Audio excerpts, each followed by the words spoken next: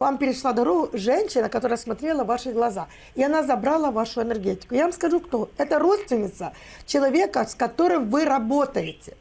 Поэтому вам нужно обязательно, вот эта картинка говорит, что хлопот не дает эффекта. Вы не можете выйти сами с этого состояния. Вы поняли? А тем более, кто родился сейчас весной и осенью, у них сейчас вообще ослабленная энергетика. Поэтому, пожалуйста, созвонитесь. И я продолжу с вами работу. Я сейчас вам открыла глаза. А вот эта картинка говорит о том, что ваша жена в этом году забеременеет и подарит вам сына. Вот так.